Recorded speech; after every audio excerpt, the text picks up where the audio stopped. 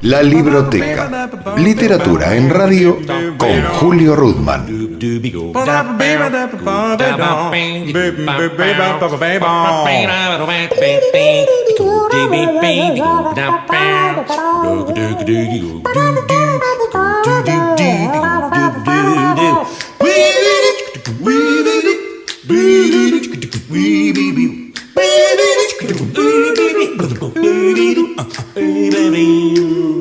Bienvenidos a la Libroteca, un gusto, un placer y un honor recibir a quien es, además de diputado nacional por el Frente Nuevo Encuentro, columnista del otro programa que tenemos en Radio Nacional, El Candil, y la excusa de presentar a Carlos Raimundi, entonces es la aparición de su quinto libro, si no me equivoco, ahora él me lo va a decir, Debates para un tiempo argentino. Carlos, gracias por el contacto. No, al contrario, Julio, para mí, además de un gusto, es un honor y una responsabilidad, porque tu programa, este programa, la Libroteca, no toca, excede desde el punto de vista literario los alcances de este pequeño aportecito que estamos haciendo nosotros, que es un pequeño ensayo político y una recopilación de artículos. Es decir, tu programa es un programa no digo que sea para intelectuales en términos de élite, sino que vos tocás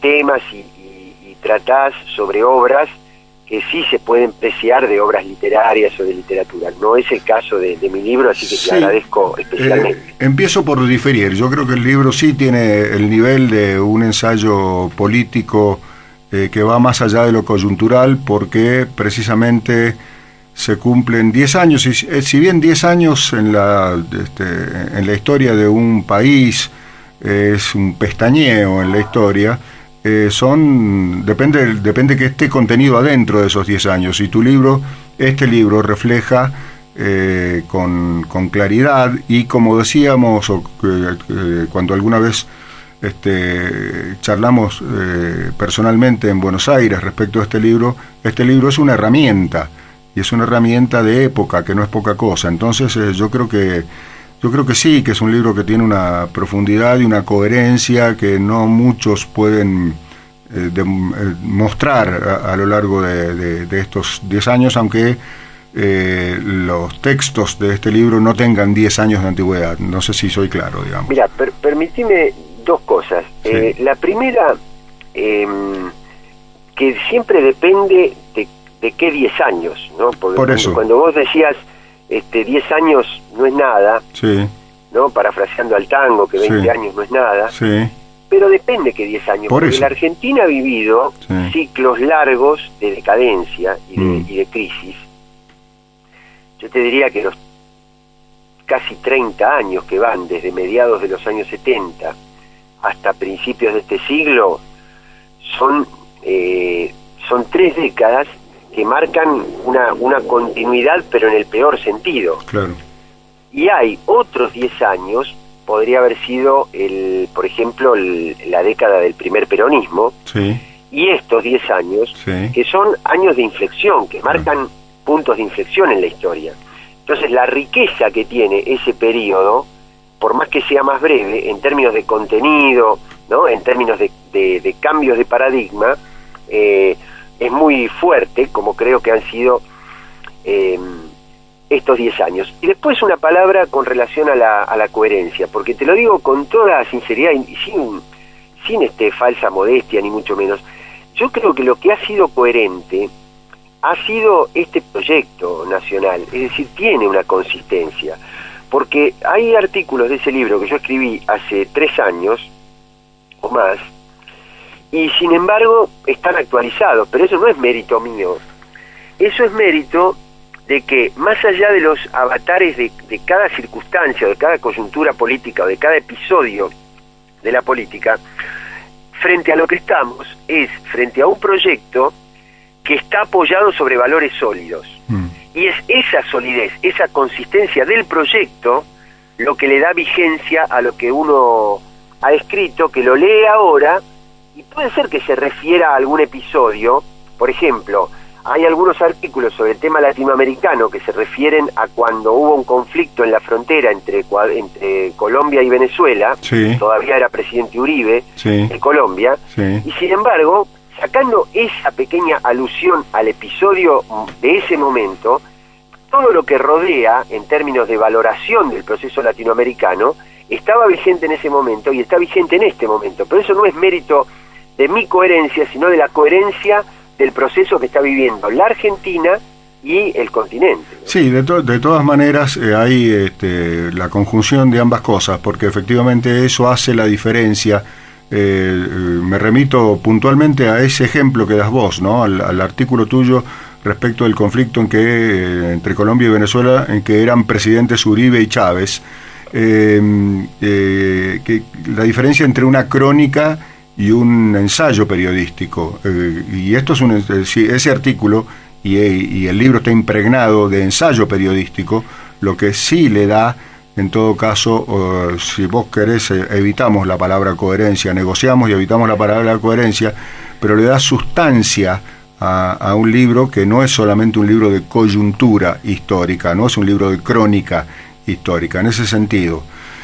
Bueno, te agradezco. Está bien. A mí me parece que sería bueno, por lo menos es mi intención, aprovechar esta conversación en la libroteca, que es más distendida, que no tenemos el corte de la tanda como tenemos en el Candil, para plantear algunas cosas precisamente al momento de cumplirse la década ganada. Nombraste vos recién un tema. Hoy mismo, mientras estamos grabando esta conversación, hay un artículo tuyo en Tiempo Argentino que se refiere al tema del cambio de paradigmas, del paradigma como sustancia de un momento, como contenido de un momento de transición histórica. Y en ese sentido, el paradigma como cuestión de cultura política en un país o en una sociedad, me lleva a plantearte que cuando se dice vamos por más, ¿por qué cambios de paradigma faltan para consolidar y profundizar esta década? Bueno, qué interesante la pregunta y el clima, ¿no? El clima distendido que vos decís, porque permite reflexionar un poquito, analizarlo un poquito más. Mira, hay ¿por dónde empezar? A ver, lo que pasa es que creo que vos y yo coincidiremos, y seguramente mucha de la gente que te está escuchando, que escucha tu programa, que la Argentina se ha debatido históricamente, casi desde el nacimiento de su argentinidad, de nuestra argentinidad, no solamente en dos proyectos para cada momento político, sino en dos maneras de interpretar la historia, ¿no? Y de interpretar el proceso histórico. Por ejemplo, no sé, la creación de la Banda Oriental, cuando se separa la Banda Oriental, la creación de la República Oriental del Uruguay, cuando se separa la Banda Oriental como provincia de las Provincias Unidas del Sur. Hubo muchos argentinos que lo vieron con buenos ojos. ¿Por qué? Porque eran nacidos en nuestro país, pero en términos de pertenencia de clase y en términos de cosmovisión de la Argentina, del futuro y demás, lo que se imaginaban era un país hecho a la medida, calzado, digamos, en los intereses que tenía en aquel momento el Imperio Británico, porque prácticamente obtener la independencia de España era una cosa compartida. Ahora, algunos la querían para desarrollar un modelo autónomo y otros lo querían para continuar un modelo colonial pero con otro amo, ¿no? Y eso después se mantiene a lo largo de toda nuestra historia. A lo largo de toda la guerra de la Triple Alianza no fue una guerra de un país contra otro, sino de alianzas de clase de tres países contra las clases contrarias de otros países. Uh-huh. Y así sucesivamente. ¿A dónde quiero llegar con esto? a que cuando, por ejemplo, uno dice vamos por todo o vamos por más, dijiste vos, ¿cómo lo toman del otro lado?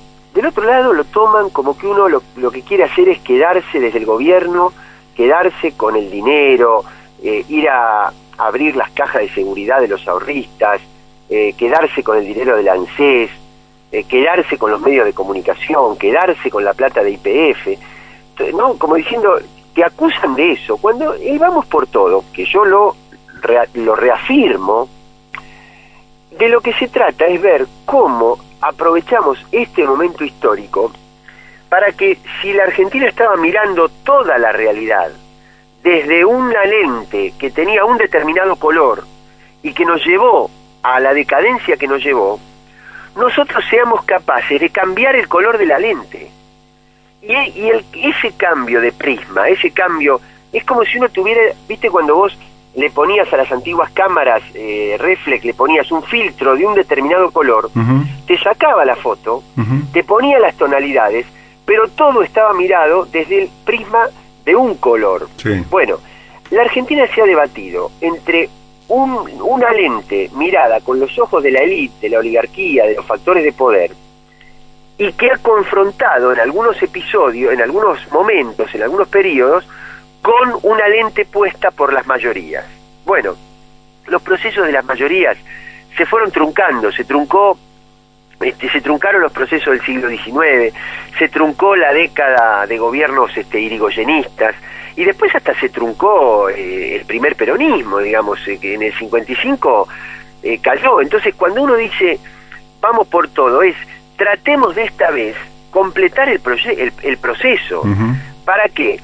Para que no nos puedan mover de ahí, para que cuando después venga un oligarca y se le dé un momento favorable, no te pueda sacar de el contexto latinoamericano y volverte a poner en la OEA, no te pueda sacar del concepto de que no necesitamos que el Fondo Monetario nos diga qué hacer con nuestra economía, que no nos pueda sacar de que hay políticas universales necesarias para cubrir un umbral de dignidad, de determinados valores. Yo, por lo menos, cuando utilizo ese planteo, esa consigna, digamos, la hago en este sentido, ¿no? Y bueno, y con ese sentido está, no solo hecho el libro, sino que es un poco lo que guía la militancia nuestra, ¿no? Fíjate que cuando yo planteo el tema de los paradigmas, estoy pensando en uno que a mí me promueve contradicciones y además que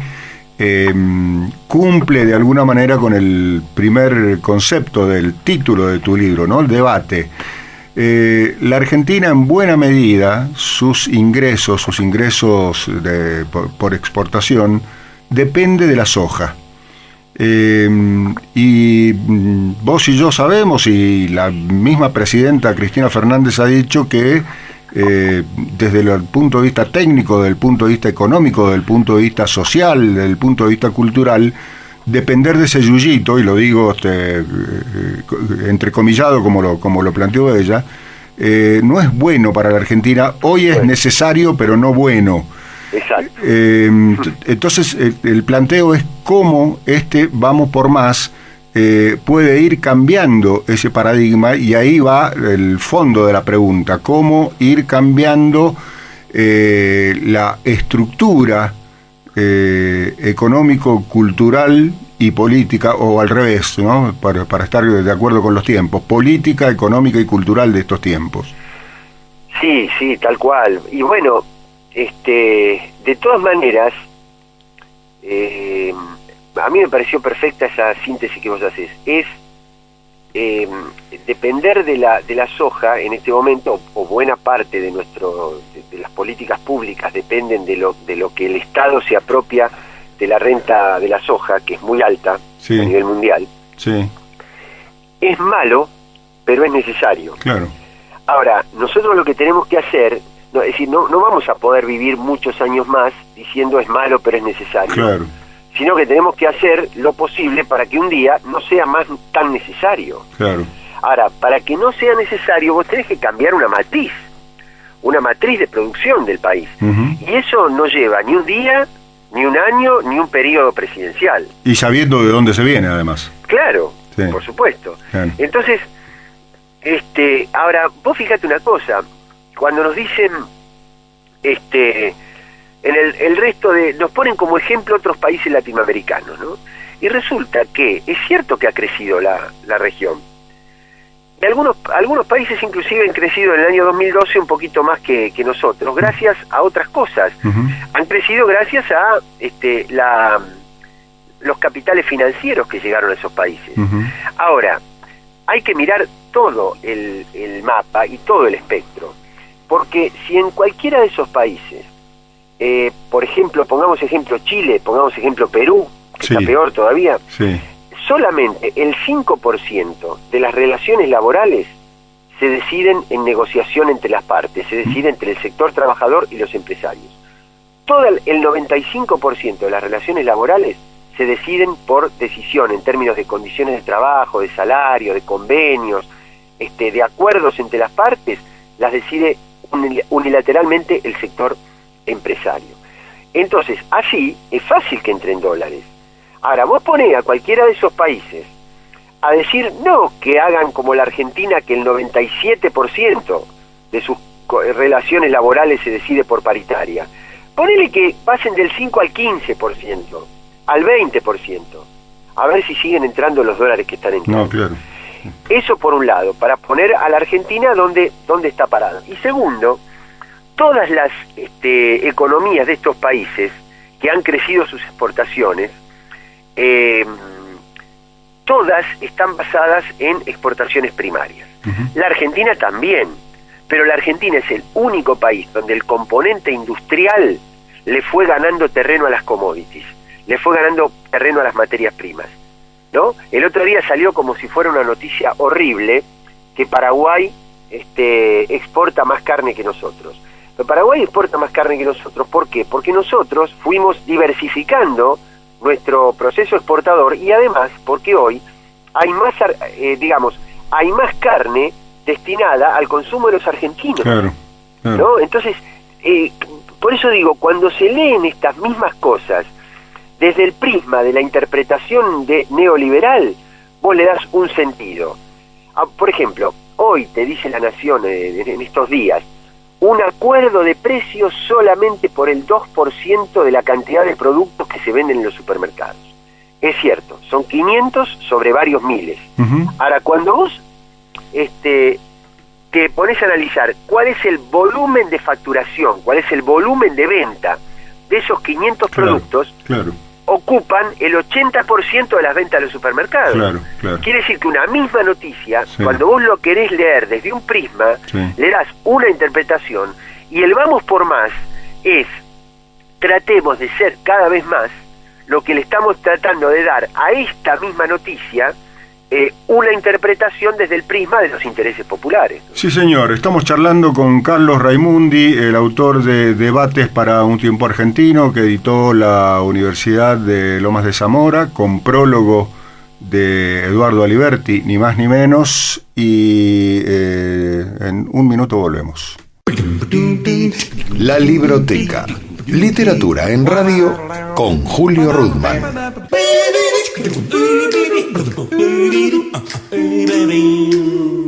Aquí estamos. ¿Sí? ¿Estamos? ¿Sí? Estamos. Segunda parte entonces de la charla con Carlos Raimundi. Él es autor. Tu quinto libro, ¿no? ¿Puede ser?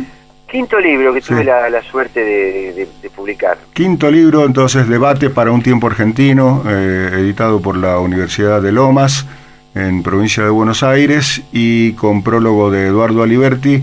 Entre las conquistas, entre las múltiples conquistas de esta década, Carlos, hay una que a mí me parece también paradigmática y que de alguna manera vos reflejás en el libro.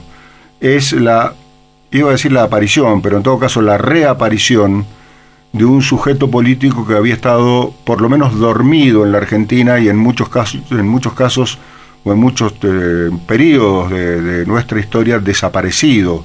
Y me hago cargo del concepto, del término fuerte, Uh-huh. que es la juventud, como sujeto político. Cuando yo leía el libro, me acordé, y lo quiero decir para que quede plasmado en la edición de esta grabación, me acordé de un libro que para mí fue durante mucho tiempo, y que es también un libro de época, de uno de los pensadores más importantes que ha tenido la segunda parte del siglo XX en la Argentina y los años que vivió aquí, que es León Rosichner, un libro que se llama Las desventuras del sujeto político. Y me acordaba porque en realidad, y te pido disculpas por el introito tan prolongado, porque en realidad, si León viviera, León, que nunca se manifestó en sus últimos años de vida como kirchnerista militante, él hubiera estado de acuerdo en que había que quitarle el prefijo des a esta época, hablando de este sujeto político, de los jóvenes, ¿no? Sí, sí, bueno, yo lo capté, digamos, a León Rosichner en sus últimos años, y la verdad que todos sus ensayos y sus escritos eran compatibles con cierta expectativa para esta etapa, ¿no? Uh-huh. O sea, él estaba claramente de este lado. Cuando digo de este lado, no digo que se hubiera puesto la camiseta de la Campo. No, seguro. Sí. Digo, siempre estuvo desde el lado de la interpretación de los desposeídos, del combate, digamos, contra los poderes oligárquicos. Ahora, para eso hace falta mucha política, hace falta justamente cómo se construye un sujeto. Un sujeto se construye desde la reflexión, desde la conciencia, desde el análisis, también desde la pasión, también desde lo afectivo, también desde la contención humana, porque yo creo que esa dimensión de la política no hay que nunca dejarla de lado, pero se construye desde la transmisión, desde la batalla cultural, porque los grandes retrocesos cabalgaron sobre el vacío vacío político. Por eso cuando yo lo escucho al emblema de al ícono de estos días, digamos, porque no creo que le dure mucho más, uh-huh. Jorge Lanata, sí. Y lo veo hacer esas payasadas que hace realmente, ¿no? De decir que saca una foto de un paquete con una bolsa de polietileno y dice que es el desmonte de una bóveda donde había dinero, una cosa inverosímil completamente, un atentado a la inteligencia. Pero a mí me parece que hay algo más grave todavía que esto, porque como él permanentemente lo hace denunciando a personalidades de alto voltaje político o muy relacionadas con la política, y nunca lo hace con el mercado, nunca lo hace con los empresarios, ¿no? Él analiza parcialmente todos sus conceptos de lavado, de las rutas ilegales del dinero, todo eso no lo hace con los que realmente saquearon la Argentina, lo hace con los que trabajosamente la están tratando de sacar del pozo, digamos, ¿no? Uh-huh. Digo, ¿cuál es la intencionalidad profunda de eso?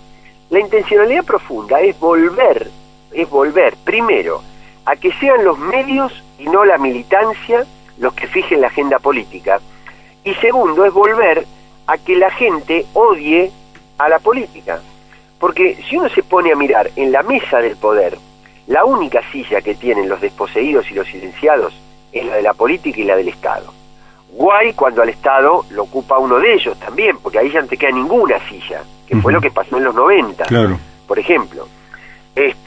Ahora, cuando en nombre del pueblo se sienta gente que golpea la mesa, que dice no me pasan por arriba, y ¿qué es lo que hace estos personajes? Lo primero que hacen es desprestigiarlos, esmerilarlos, desgastarlos para que la gente los odie. Y si la gente vuelve a odiar a la política, se vuelve a quedar sin la única silla que tiene para interpelar a los poderes, ¿no? Entonces, y justamente, ¿cómo hacer para que no vuelva a suceder eso? Bueno, hay que seguir construyendo subjetividad política en el pueblo, y hay que hacerlo por distintas vías, digamos, por múltiples vías. Yo el otro día, el martes a la noche estuve en una charla en una agrupación que se llama Las Cristinas, sí. un grupo de mujeres que la apoya mucho bueno, obviamente, como su nombre lo indica, Sí. a la presidenta. Sí, durante mucho tiempo fueron columnistas del Candil. Ah, mirá. Sí. Bueno, y entonces, yo les decía, porque una de las asistentes dice, mira, yo creo que en toda esta batalla cultural hasta yo me animaría, por ejemplo, en la radio de las madres o en algún lugar, en algún espacio, construir un programa farandulesco, dijo ella, como un programa de chimentos, Sí. pero planteado desde otro lado. Eso que parecía una cosa así banal, para mí no es banal, porque a veces, digamos, no todo el mundo está en condiciones o con estado de ánimo, con tiempo, con predisposición, con tiempo mental, me refiero, para interpretar a Horacio Berbisky. Exactamente. Pero a veces, cuando vos fíjate una cosa, la semana esa del pico de la nata, con Fariña, cuando él empieza con Lázaro Báez, Sí. los que lo empiezan a voltear son Ventura y Rial. Sí. ¿Entendés? Sí. Es decir, ¿cómo hacemos nosotros para abarcar todo el espectro Sí. de la construcción de esa subjetividad, aún desde líneas de trabajo que parecen superficiales, pero que a mi juicio no lo son? Sí, el mismo código, con el mismo código de comunicacional, digamos, ¿no? Con el mismo Claro, código. pero que vos le digas, Sí. con que vos le digas, pero digo, ¿usted me está hablando en serio? Porque a veces a uno le da la impresión de que lo están cargando, como dicen los chicos. Los chicos míos permanentemente dicen, papá, me estás cargando, es como una moda, ¿no? De estos Sí. de este tiempo. Y como no que uno le diga, pero realmente usted me está hablando en serio. A ver, Entonces vos le deshacés, no desde lo analítico, Sí. sino que se lo deshacés desde otra dimensión. sí, efectivamente, sí, es de showman a showman, es lo que está pasando con el tema del horario del fútbol, así que es poner un show versus otro en el mundo el perverso mundo del rating, digamos. Pero Sí, y sí. Julio, pero no lo han hecho entre Suárez y Tinelli durante los últimos 10 años. Sí, ¿eso? por eso digo, no lo digo peyorativamente, lo digo Claro. entendiendo los códigos de un sistema de espectáculos que funciona así, digamos, ¿no? Por supuesto, ahí el tema que hay que resolver es qué haces, no con los millones que ven fútbol, si dejan de ver a la nata o no, que Sí. es un tema televisivo, absolutamente televisivo, y se mueve en ese andarivel. Sí. El problema es qué haces con los 20.000, 30.000, 40.000 que te salen de la cancha a la noche, pero ese es un problema que no lo resuelve la televisión. Sí, y Y que además hay muchos problemas que se han causado con partidos de tarde. Sí, digamos, está ¿no? bien, y ahí estamos grabando un jueves y hoy jueves a la noche juegan Boca Newell's y el domingo a las 21:30, digo, hoy a la noche, y el domingo a las 21:30 juegan Boca Newell's de nuevo, así que no es Sí, un pero problema. cuidado, porque pero hay uno que lo transmite, seguramente lo transmitirá Canal 13, Sí. y el otro lo transmite la TV Pública, Sí. entonces las dos miradas son completamente distintas. Por eso, No se por eso trata de digo, un canal a otro. otra vez está el tema de qué filtro le pones vos a la lente con que mirás, ¿no? Esta es la misma historia. Esto nos lleva, esta conversación nos lleva al otro punto que yo tenía precisamente apuntado para comentar con vos, que es el tema de la mentira. Y te cuento, yo estoy terminando de leer el tomo 5 de los mitos de Felipe Piña. Sí. Y Felipe cuenta la historia de por qué Frondizi rompe relaciones con Cuba después de la visita clandestina del Che en agosto del 62, después de haber participado de la reunión de la OEA en Punta del Este. Y vuelvo a este tipo, a este ícono de los grupos hegemónicos comunicacionales, porque esto es producto de una cama, entre comillas, que le hace el gobierno de Estados Unidos con la sociedad rural y bueno, este hito histórico, como decís vos, este hilo histórico que atraviesa nuestra historia precisamente. Estoy con el tema de la mentira. ¿Cómo funciona la mentira en el curso de una batalla cultural después de una década ganada, pero que es insuficiente precisamente porque todavía hay un grupo hegemónico muy, muy fuerte que hoy reemplaza tal vez a tanques o a planteos militares, como comparando con la época de Frondizi, digo, ¿no? Sí, yo creo que a mí me parece que no nada de todo esto es inocente, o a uno a veces le parece, uno tiene, porque está acostumbrado a analizar de una manera las cosas, le parece que cuando se trasponen los límites de la racionalidad, le parece como que es un error de quien lo hace. Yo creo que no es un error, yo creo que es una técnica. Como no han podido dar con un proyecto, no han podido encontrar un proyecto, no porque no lo tengan, sino porque no lo pueden explicitar. Claro. No pueden explicitar Sí. que lo que tienen como alternativa a esta década es volver a los 90. No lo pueden decir en voz alta. Y no han encontrado un dirigente que sea capaz de sintetizar todo esto, no pueden confrontar proyectos. Entonces, ¿cómo tratan de sacar de eje al gobierno? Sacándolo de quicio, trasponiendo todos los umbrales de la racionalidad. Es decir, desde las tapas que dicen cualquier barbaridad, hasta tener a este hombre que le hace un reportaje a la ex secretaria privada de Kirchner para que lo llame la justicia. Resulta que la llama la justicia y la mujer no puede darle consistencia absolutamente a nada de todo lo que había, de todo aquello que había generado un clima durante el día domingo. Pero ¿qué es lo que sucede? Que entre el día del programa y el día de la declaración judicial hay una parte de la sociedad que está discutiendo eso. Claro. Y todavía no logramos evitar eso, no logramos evitar que La Nata sea visto como un programa cómico. Porque si fuera un programa cómico, pero si, por ejemplo, es decir, yo la escucho por Radio Nacional a Telma y Nancy, a Max de Lupi, Sí. ¿no? Y hablan de la yegua. Sí. Pero vos te das cuenta que es una sátira. Sí, claro. Ahora, lo de La Nata también es una sátira. Sí. Pero resulta que hay gente que lo toma para poder crear su registro simbólico informativo, digamos, ¿no? Vos sabés que hay cosas, pero también hay cosas que son tan evidentes que no se ven, podríamos decir, ¿no? Claro. Hoy, almorzando en casa, decíamos con Celia, con mi esposa, que mientras desde la derecha más recalcitrante y esta que por impresentable no puede decir cuáles son sus proyectos, dice, el país está al borde del colapso. Prat Gai dijo alguna vez hace poco que el país estaba al borde de la recesión, que este blanqueo que aprobó el Senado ayer y que aprobará diputados la semana que viene, creemos, significa que el Estado no tiene dinero, entonces que raspa lo inmoral para que entren dineros. Y hoy mismo Diego Bossio, el titular de ANSES, dice que en ANSES hay 280.000 millones de pesos de superávit,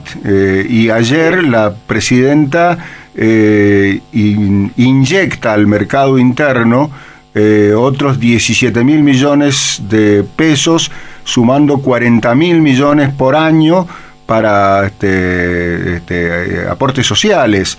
Es tan evidente que no se ve, digamos, esto, no sé si me explico. Sí, ¿no? tal Sí, cual, yo sí. comparto completamente, pero vos sabés que el tema es que se ha avanzado tanto en esta década, ha subido tanto el nivel de calidad del debate público en esta década. Porque tratemos de abstraernos un segundo, Julio, y vos ponete fuera de esta discusión, de esta conversación nuestra.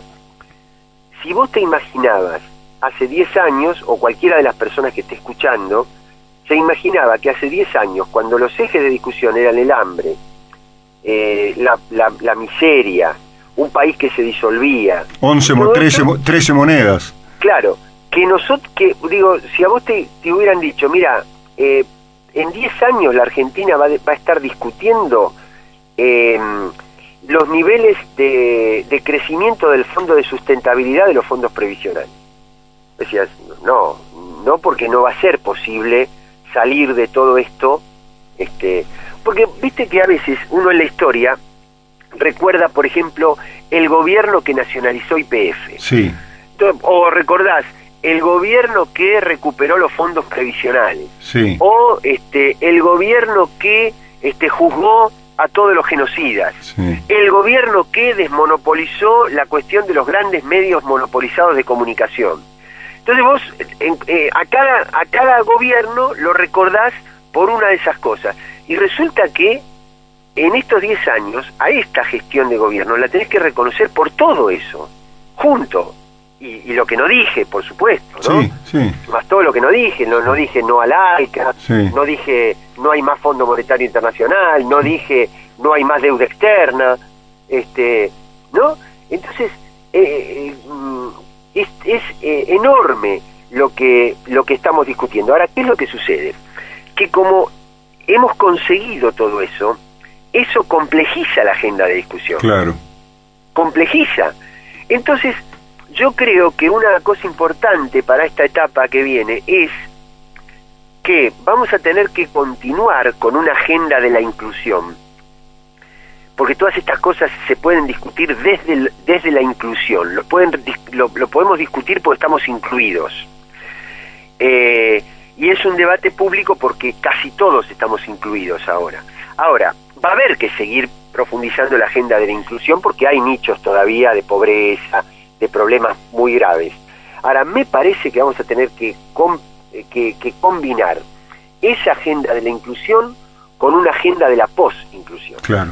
Es decir, hay que darse ahora una política, no solamente en términos económicos, en términos de movilidad social ascendente, como dice nuestra presidenta, sino también en términos gestuales, ¿no? Para que los incluidos tengamos herramientas para valorar este tipo de cosas, porque si no pasa lo que vos decís, es tan evidente que no se ve. Claro. Por último, me quedo, estuve por preguntártelo muchas veces, pero ahora que tenemos, bueno, un poco menos de tiempo, pero tenemos tiempo, se ha planteado un debate entre nosotros, entre nuestros compañeros, respecto, yo planteo concretamente que a la Argentina, a la democracia argentina, esta democracia inclusiva, a esta democracia que, te repasemos, ha reincorporado a los jóvenes a la política, que ha abierto 9 universidades públicas nuevas, que ha reabierto las escuelas técnicas, que como dice Paenza, ha sentado a la mesa de las decisiones a la ciencia y a la técnica, y etcétera, etcétera, para no abundar. ¿Le vendría bien una buena oposición, una derecha inteligente, o, como dicen algunos compañeros, no, dejanos así, que está bien?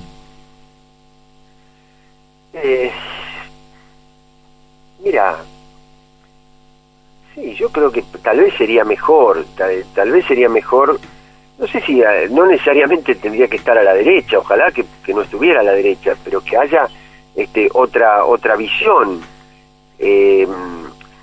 El problema es que no sé si hay, digamos, no es que no haya otro proyecto, no es que no haya otro proyecto. No, el problema es que ese otro proyecto no lo está expresando la dirigencia política. Si le haría bien que haya una dirigencia política que plantee, no lo sé, es difícil contestarlo cortito, porque me gustaría pensarlo mejor y lograr frases más sintéticas. Si vos me dijeras que ese planteo de 2 proyectos políticos se da desde la autonomía de la política, es decir, hay algunos que desde la política te plantean que que la pobreza no se combate con políticas sociales, sino que se combate con derrame, o que desde la política te digan que es mejor que el Estado no juegue un papel tan fuerte, o desde la política te convencieran que una buena relación, de subordinación con los Estados Unidos sería mejor para el país. Bueno, podría ser, pero a mí me parece que los que piensan todo eso, que es el proyecto alternativo, lo que quieren es que no haya política. Claro. Porque para poder aplicar eso no tiene que haber política. Claro. Salvo que vos me digas que la discusión va a ser, por ejemplo, si vos me dijeras, mirá, la discusión es entre hacer autopistas o hacer vías férreas, o entre, no sé, construir un modelo de industrialización agroalimentario o construir un modelo de país de servicios o construir un modelo de industrias microelectrónicas, ahí sí ya tenés discusiones sobre modelos de desarrollo que necesitan política, pero no está planteada en esos términos. Sí, no hay elementos humanos a la vista. Sinceramente no tengo síntesis, te confieso, Julio, y lo digo al aire, digamos que no tengo síntesis para responderte brevemente esa pregunta. Es un excelente disparador para mí, para ponerme a pensar y que en algún momento lo pueda verbalizar con un poquito más de síntesis. Y lo vamos a seguir, lo vamos a seguir en el Candil, porque con la realidad cotidiana semanal están estos temas, así que bueno, primero la recomendación a los oyentes lectores de la Libroteca para que se hagan de debates para un tiempo argentino, con prólogo. Yo insisto con el tema del prólogo porque es importante y es interesante, el prólogo de Eduardo Aliberti, y el agradecimiento de haberte tenido tranquilo, más tranquilo que nunca, me parece, o distendido que nunca en el tiempo que nos conocemos. Bueno, Julio, muchísimas gracias. Aprovecho que el libro tiene 4 o 5 carillas, donde cuento ahí un poquito un resumen de mi historia de vida militante, digamos, porque hay algunas cosas que me gustaba explicarlas a mí mismo, por mí mismo, digamos. Está muy bien, sí, está muy bien. Así que bueno, te agradezco muchísimo y como siempre es un encanto poder hablar con vos, Julio. Un gran abrazo, Carlos. Igualmente. Gracias, Carlos Raimundi, entonces, en la Libroteca. Gracias. Cerramos por ahora la Libroteca. Pone el señalador en la radio pública y nos reencontramos en el próximo capítulo.